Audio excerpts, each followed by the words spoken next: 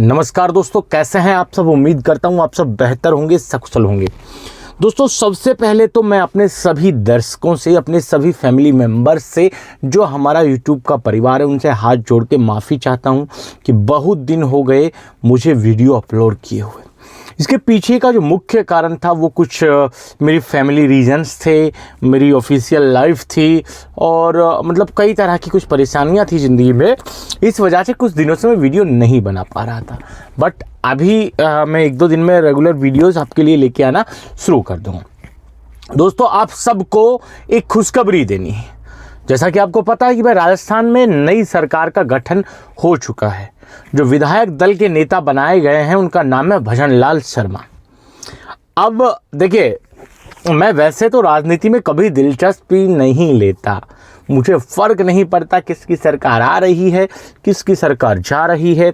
हमें सिर्फ अपना काम करना है और हमारा काम है लोगों को अवेयर करना साइबर अपराध के लिए, ठीक है। पर जब बात आती है राजस्थान की, जब बात आती है साइबर अपराध की, तो उसमें एक बहुत महत्वपूर्ण भूमिका हो जाती है किसी भी सरकार की, सिस्टम की, शासन की, प्रशासन की। अब जो मुख्यमंत्री चुने गए हैं राजस्थान के, उसके बाद तो मैं ये सोच रहा हूं कि यार देखिए, आपने देखा होगा कि सबसे पहले तो आप ये समझ लीजिए कि मेवात का मतलब क्या है। आप ये जानते हैं कि जामताड़ा पीछे रह चुका है मेवात से साइबर अपराध के मामले में, ठीक है। झारखंड में जो जामताड़ा है वो मेवात के मामले में बहुत पीछे रह चुका है और मेवात बहुत आगे निकला है पिछले 5 सालों। इसके पीछे का मुख्य कारण मैं आपको बताता हूं, भौगोलिक परिस्थिति से लेकर सारी जानकारी आपको समझाता हूं। मेवात पहले हरियाणा का एक जिला हुआ करता था, जिसका नाम बदल के सरकार ने, क्योंकि मेवात एक जिला, एक हरियाणा का एक मतलब टैग लग गया था, क्योंकि मेवात एक पर्टिकुलर बहुत बड़ा एरिया है, बहुत बड़ा क्षेत्र है भौगोलिक दृष्टि से, जिसमें यूपी का भी कुछ हिस्सा आता है, राजस्थान का बहुत हिस्सा आता है, हरियाणा का छोटा सा हिस्सा आता है। और जबकि मेवात नाम दे दिया गया हरियाणा के एक ज़िले को, तो सरकार ने उस हरियाणा के ज़िले के मेवात के नाम को बदलकर नूह कर दिया और मेवात एक एरिया का नाम हो गया। भाई जैसे चंबल का एरिया आता है, उसमें भोपाल का भी हिस्सा आता है, राजस्थान का भी हिस्सा आता है और आपके यूपी का भी हिस्सा आता है। मतलब एमपी, राजस्थान, यूपी तीनों का हिस्सा आता है। चंबल के डकैतों के बारे में जब बातचीत होती है तो ऐसे ही मेवात है। तो मेवात में भी डकैती है। मैं सारे मेवातियों को नहीं बोल रहा हूँ, क्योंकि सबको बोलूँगा तो मैं खुद डकैत हूँ भाई। मैं खुद स्वयं मेवात का रहने वाला हूँ। देख, भौगोलिक हिसाब से, ठीक है। अब हरियाणा में थी बीजेपी की सरकार। वो लोग क्या थे कि बॉर्डर के ऊपर थे। पुलिस जब उनको पकड़ने जाती थी वो कूद कर राजस्थान में सीमा में आ जाते थे, क्योंकि कामा भरतपुर राजस्थान हरियाणा की सीमा नहीं, कि जो कामा भरतपुर की सीमा लगती थी नूह मेवात से, हरियाणा वाले से। जब पुलिस वहाँ आती इधर आ जाते, नूह में दंगा भड़का के राजस्थान में घुस जाते, राजस्थान में कुछ करके हरियाणा भाग जाते। तो ये इनकी वो थी।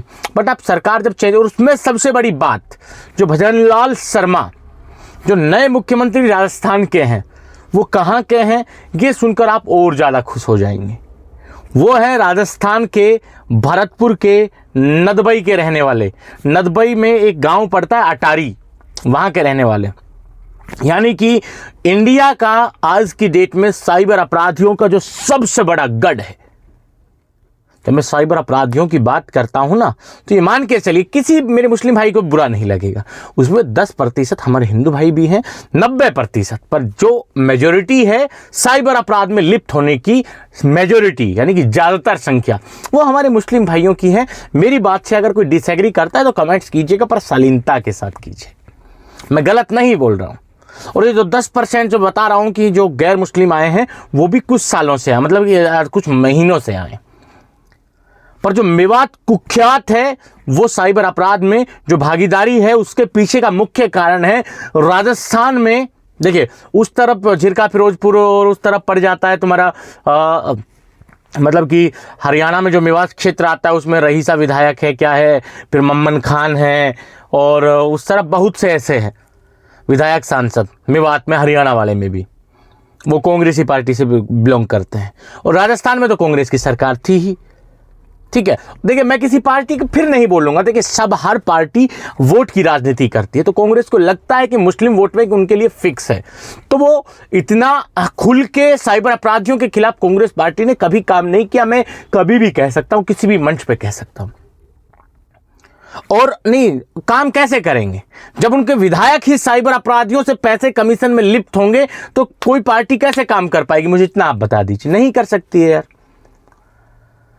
ठीक है, अब जैसे कामा में जाहिदा खान, उसको कोई मतलब नहीं, फोन आ गया भाई जाहिदा खान के हम आदमी हैं, पुलिस ने उनको छोड़ दिया। सबसे बड़ा जो साइबर अपराधियों का सबसे बड़ा सरदार था वो था नगर से विधायक वाजिब अली, जो 1500 वोटों से 1000 वोटों से हारा है। उसको हराया है बीजेपी ने, शायद हराया है। ठीक है, तो वो साइबर अपराधियों का सबसे बड़ा सरदार है मेवात राजस्थान के क्षेत्र में। नगर के बगल की विधानसभा जो क्षेत्र आती है वो नदबई आती है। नदबई में एक गांव है अटारी, वहां का रहने वाला है राजस्थान का मुख्यमंत्री।